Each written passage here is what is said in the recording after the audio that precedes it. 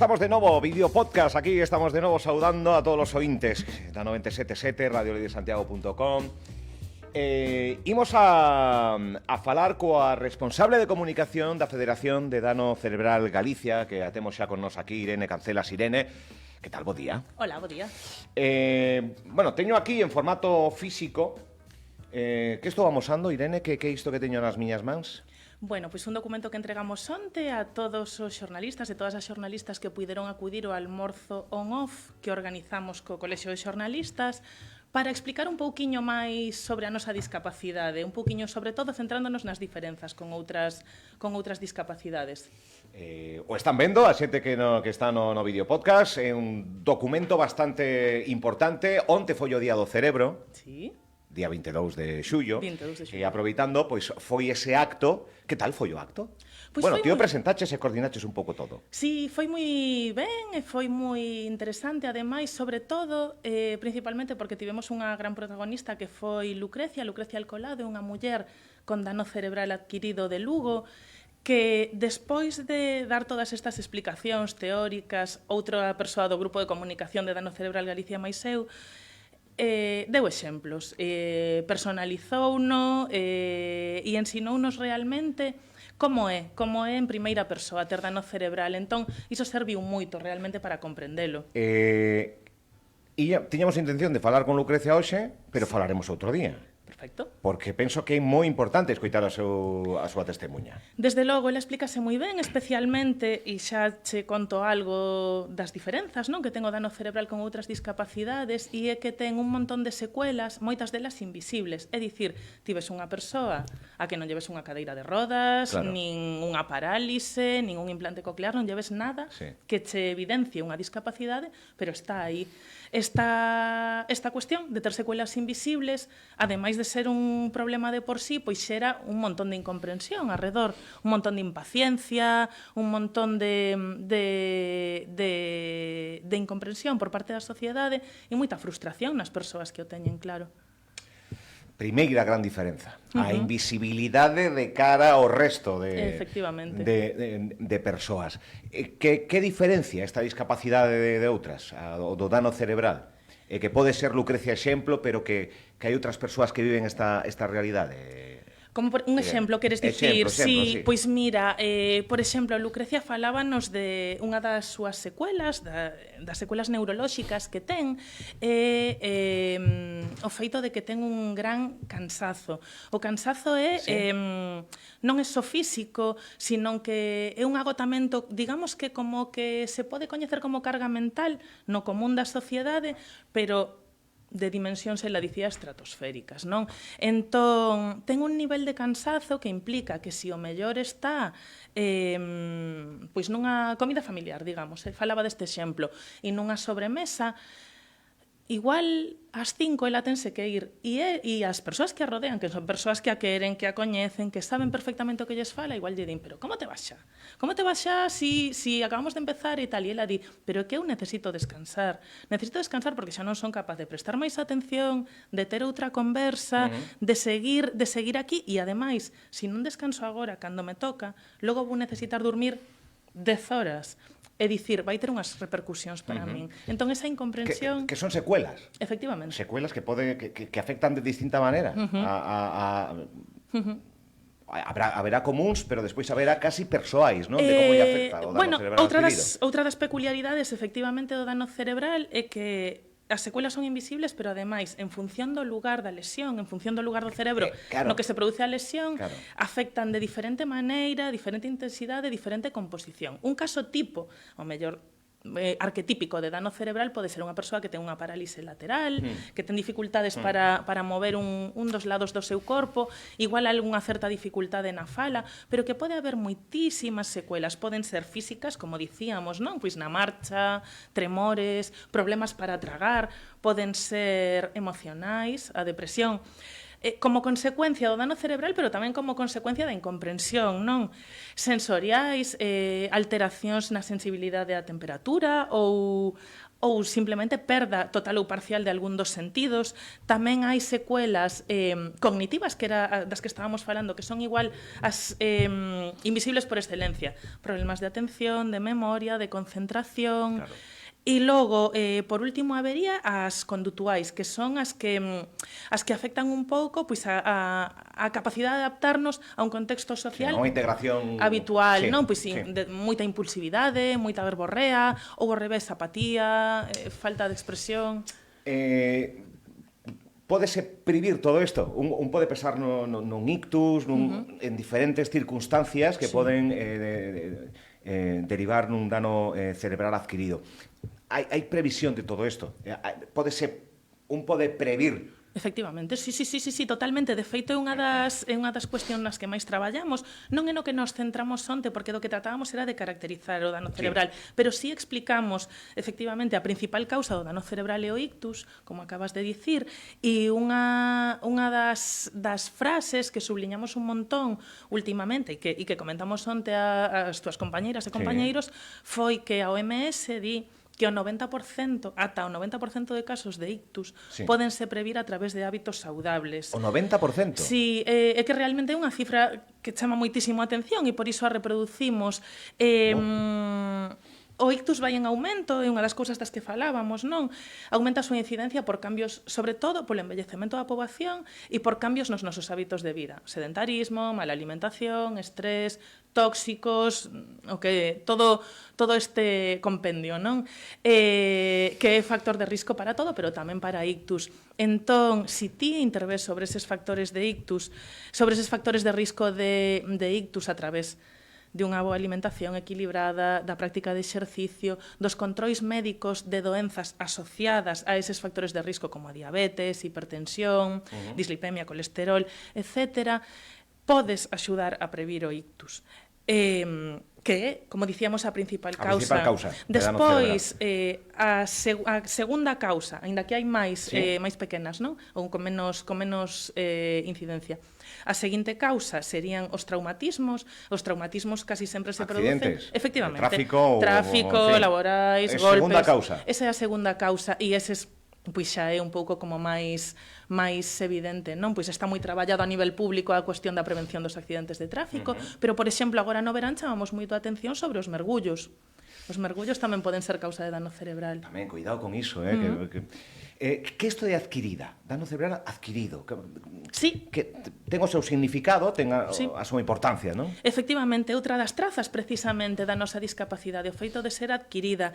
Isto diferencia na de unha confusión moi común, moi habitual e moi normal, que é con parálise cerebral. A parálise cerebral é unha discapacidade de nacemento, coa que naces. Aí está o matiz importante. Exacto. Parálise Logo hai cerebral. moitísimos máis matices se vas a un micro que xa son médicos, non, pero que non nos corresponde a nos hoxe, pero o dano cerebral adquirido é unha discapacidade non é de nacemento, adquirida ao longo da vida. Exacto, casi sempre, aínda que hai dano cerebral infantil, casi sempre na idade adulta. O outro matiz que pode haber é que tampouco é degenerativa, como outras afectacións neurolóxicas, pois que igual como Alzheimer, demencias. O dano cerebral é plas, de repente, agora estamos aquí falando. Esa circunstancia. Exacto. Como trata a sociedade as persoas con dano cerebral adquirido? Con relativa incomprensión, precisamente polo que comentábamos das secuelas invisibles. Pois un dos casos dos que falaban onte creo que axudan moito a exemplificar, a ver cousas cotiás, no? Que todo o mundo pasamos. Pois, por exemplo, unha persoa con dano cerebral que necesita un tempo para pagar na caixa do supermercado, non? Necesita un tempo para contar moedas, para contar billetes, para, pois, uns minutiños máis, tampouco unha cousa exagerada, pero que pode facelo. O mellor está precisamente tomándose o seu tempo para esta actividade e ve como detrás hai alguén dicindo expresando a súa impaciencia. Iso parece unha parvada, pero agobia e pode conducir a que a seguinte vez decidan non facelo e non ir ao supermercado, e iso é unha perda de inclusión e unha perda de autonomía. Se ti mandas a túa familia non a compra en vez de facelo ti, que o podes facer. A medicina, a investigación, pode facer algo? Estamos falando do cerebro, que é esa gran maquinaria, ese gran instrumento que temos, que tenga a súa particularidade de sensibilidade especial. A medicina pode atallar algún tipo de dano cerebral adquirido? A medicina está continuamente avanzando e mellorando os tratamentos de urxencias e de emerxencias, e ese é un factor que tamén está directamente relacionado con que medre o dano cerebral. Isto que significa? Que antes as persoas podían ter un ictus e o mellor morrían. Agora, entre o desenvolvemento da atención de emerxencias, é dicir, hai ambulancias, hai centros hospitalarios, e o desenvolvemento dos tratamentos, é dicir, a investigación funciona e a ciencia funciona. Entón, grazas a iso salvanse vidas que continúan con discapacidade. Despois está a resposta, hai rehabilitación, hai un modelo de rehabilitación que é o que se aplica nas nosas asociacións, é un modelo definido polo Inserso, obviamente validado científicamente, que implica unha atención interdisciplinar por un montón de disciplinas que avalían a persoa e que traballan as diferentes facetas que poden estar afectadas, incluindo, que é fundamental, a inclusión social, ou dicir, a participación. Claro, é que parte da Federación de Dano Cerebral Adquirida de Galicia supoño que será a reivindicación, a inclusión, a loita, a visibilidade, como xe aquí unha entrevista onte cos xornalistas, estivo a nosa compañera Ángela Mosquera, porque hai reivindicacións que facer, sempre. Sí, efectivamente, claro, hai moitísimo por facer, precisamente tamén por tratarse dunha discapacidade relativamente recente, por estes factores que estábamos comentando, non? E por ser emerxente. Entón, hai moito por facer. As familias empezan a reunirse en Galicia, constitúense as primeiras asociacións no ano 2000, é dicir, isto é, digamos que moi recente, as familias xúntanse e empezan primeiro ao máis urxente, que é buscar como constituir servizos de atención que atendan os seus familiares, e segundo, a reivindicar precisamente máis dereitos. Pois, canto tempo levas con ese cargo, responsable de comunicación na Federación? Implicada no dano cerebral desde 2012. 2012. Sí. Por que chegas aí? Pois buscando traballo como xornalista. Sí? Sí, chamaronme. E que te atopaches, así a nivel persoal? Como ese mundo de integrar unha federación, dano cerebral adquirido, meter Pois mira, eso na túa faceta profesional? É un mundo realmente moi interesante e, ademais, en concreto, pois na federación, en as asociacións de dano cerebral adquirido, foi moi bonito e está sendo moi bonito ver como nace e se desenvolve un movimento de discapacidade. Si pensamos noutras discapacidades que poden ser máis coñecidas, pois a discapacidade física, a síndrome de Down, cuestións que se recoñecen, que todo o mundo pode ver, teñen un mundo pois que xa é coñecido. O dano cerebral adquirido estáse desenvolvendo e iso é moi interesante de ver, non? E tamén pois de intentar axudar a comunicar. Pois mira, estaba aquí in extremis probando isto do teléfono que non lle vía explicación, que non ía.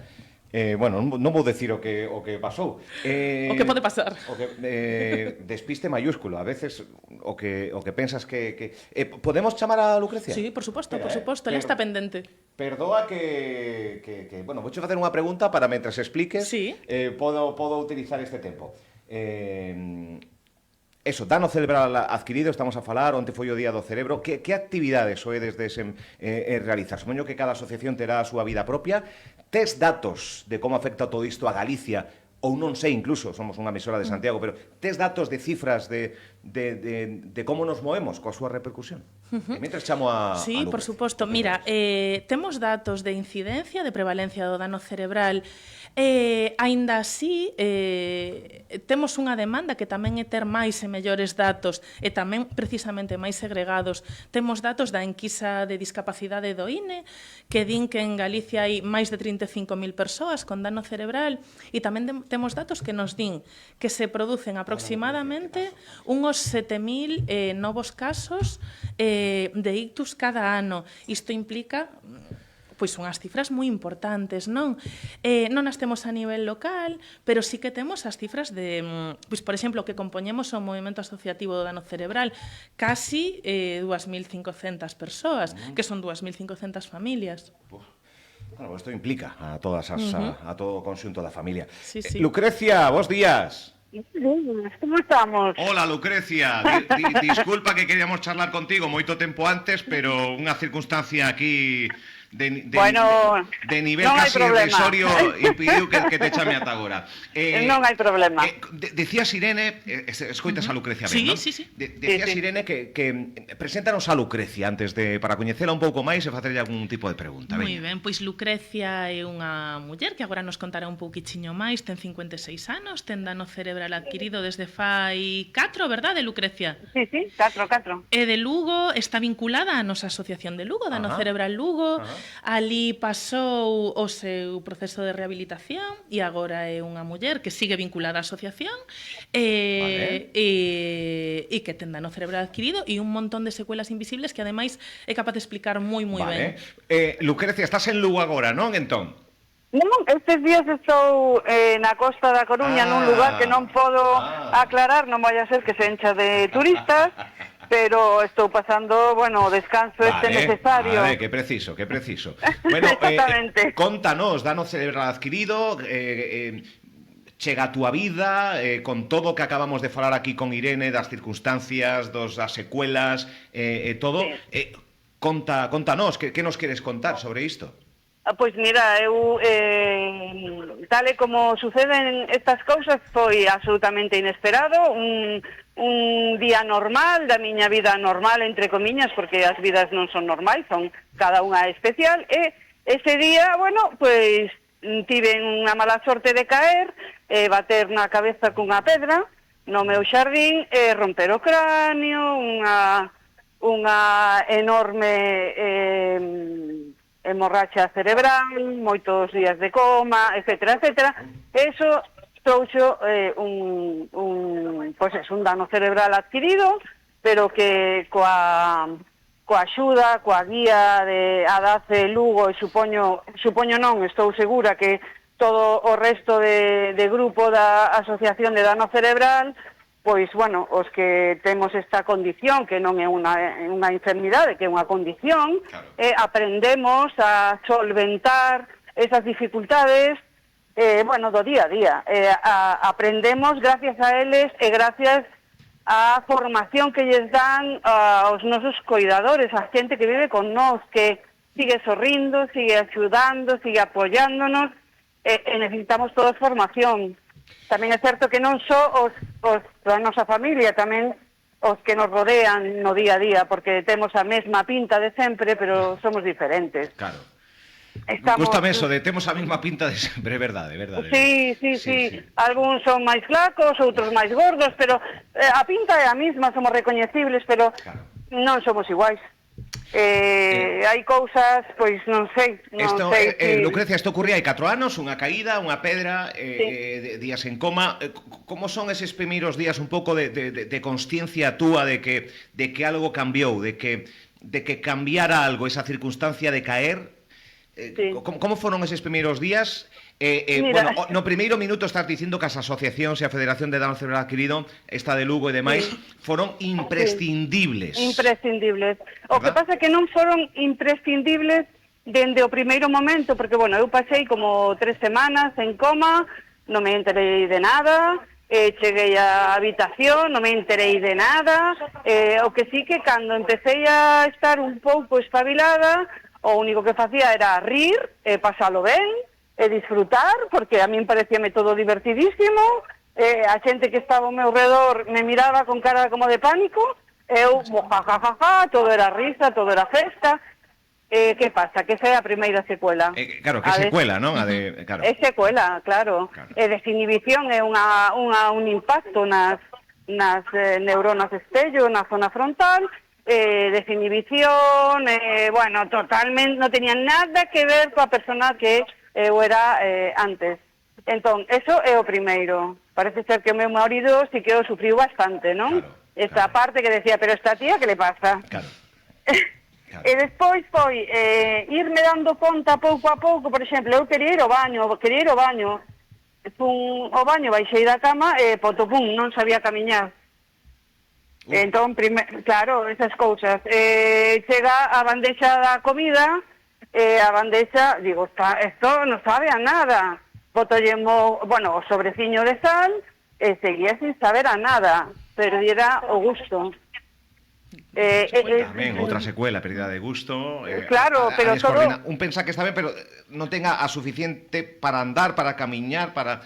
Son secuelas que está aquí asentindo Irene, que son normais, que son habituais. Sí, claro, pero eles decían os que me acompañaban, non te preocupes que foi unha caída, pero xa estás ben, xa, porque eles pensaban nas cousas inmediatas. Durante un bastante tempo na UCI parece ser que me facían probas que eu estaba desperta cando eles querían, e tiña diplopía, non vía, non... bueno, eso, eu desto non teño recordo, non? Pero, bueno, pouco a pouco o corazón parábase, pouco a pouco empezou a camiñar tamén o corazón, a deixar de ter paradas respiratorias, bueno, todas esas cosas horribles, pero esas cousas na habitación da planta xa non estaban, pero eu non fun consciente, de feito chamaba a amigos meus do traballo, non te preocupes que era lunes, que seguro que o lunes que ven xa estou. Eu non era consciente para nada. De feito, creo que aínda non son consciente de todo o que me pasa, de todo o que non teño, que cambiou, pero bueno, está aí, que son diferentes, pero son. Por exemplo, Irene, non puideches volver traballar, non? Non, ao final non, era a pregunta, claro. Ao final, puideches, pero non puideches. Non puiden, mira, caín con 54, con 53, recén cumplidos, tiña unha semana de 53, caín, a miña ilusión era repoñerme para volver a ir a traballar. Eu traballaba nun centro de secundaria, profesora de análisis e química industrial, de ciclos formativos da familia química, e nunca xamais pude volver a traballar, é dicir, nunca xamais poderei ter un laboratorio químico no meu entorno, porque na casa obviamente non teñen. Nunca recuperei as habilidades como a atención compartida, a memoria, a expresión oral fluida, que aínda que agora ves que me expreso ben, pode ser que se estou fatigada, pois non veña a palabra adecuada, sabes? É que tes unha expresión, unha dicción, que nada fai eso, claro. O que dicía era, ¿no? A miña imaxe teño a mi pero claro, a invisibilidade que é un dos puntos clave do día de onte e da charla e da conversa que acabamos de manter, e a realidade que sí que dende o segundo da familia, sí, da xente máis achegada, incluso a día de hoxe pasaron 4 anos, Lucrecia. Sí, pasaron, mira, o día do cumpleanos do meu marido, 24 de outubro, fai 4 anos. 4 anos. E aínda de hoxe di Lucrecia que non é ela consciente aínda, non sei se da gravidade ou se das secuelas que ten ela. Sí, exactamente. Non, porque eu, como fai todo o mundo, supoño, levántome pola mañán e digo, a hora de erguerme digo, mira, ou vou facer isto, vou á horta, despois vou facer isto, vou facer este pastel, bueno, non chego nin a facer o primeiro dos encargos que me poño a mí mesma, porque non teño forzas. É terrible que cada 2 horas o mellor teño que parar, pero teño que parar porque é imperiosa a necesidade de parar, non é que diga, bueno, vou a vaguear un rato por aquí, non, estás agotado. Unha necesidade física de agotamento máximo. Exactamente, unha fatiga intensa, que necesita non só de descansar, tamén de dormir. Tens que poñer en barbecho o cerebro, claro, para que se recupere. Lucrecia, falábamos con Irene un pouco do resto da sociedade para con aquelas persoas de dano cerebral adquirido, o xesto de pagar na caixa, ou con pouco máis de lentitude, ou outras cousas do día a día. Ti notas tamén esa mirada allea para contigo? Sí, pero incluso no meu entorno, quero dicir, eu son das persoas afortunadas que teño en entorno, eu sinto unha gratitude enorme polo meu entorno, pero non só o familiar, tamén a xente que me rodea, que comprende a miña situación, pero suceden cousas raras. Por exemplo, estás nunha comida familiar típica de sábado, eu pertenzo a unha familia moi numerosa, con moita xente que se xunta e disfruta xuntándose a comer os fins de semana. Entón, despois desa comida de moita xente, cando chegan as 5, eu levántome da mesa e digo, bueno, chicos, me voy a retirar. Entón, sempre hai alguén que di, pero te marchas ya, pero non es que son as 5, es moi temprano, quédate un rato máis, mujer. Eu digo, que teño que marchar porque xa non podo máis. Teño que tumbarme, pero non é tumbarme para echar a cesta, é tumbarme para deixar que descanse o cerebro. E isto pasa seguido dende fai 4 anos. Eu sonrío, o resto moitos tamén sorrín, como dicindo, ai Dios, pero bueno, xa está, non? Eso é incomprensión. Quen o di non se dá conta de por que me levanto. Sí. Está claro que non é un... Claro. Por facer o mal, pero que se ao final repercute, non? Hai persoas que, por exemplo, necesitan facer para ver unha película, necesitan facer unha ou dúas pausas para poder descansar e recuperar a atención. Tamén, sí, Lucrecia, ti poste a ver unha película é moi probable, se a peli me apoño ás 10 da noite, non chego ao final nin de coña. Cando pasou, pois non sei, 40 minutos, probablemente me quede dormida, pero non é sono, é agotamento, porque xa non podo prestar atención. Falaba onte co meu marido que descubrín algo que é curioso, pero que me funciona bárbaramente, que ver a peli. Antes veía moitísimo cine en versión original, agora costame moito, pero agora vexo en castelán, subtitulado en castelán, porque así teño a posibilidade de repesca. Si hai algo que se me escapa porque, de repente podo lelo, sabes? Estou dándome conta que axúdame moitísimo. Claro. Os teus trucos. Son atallos, son, sistemas para solventar problemas, como eso de salar a comida e ao mesmo tempo que salas a comida cambias un obxeto da cociña para saber que si está á esquerda e que salaches. E se non está á esquerda, non nos salaches. Porque xa salei a comida ao millor 3, 4 veces e non se podía comer. Claro.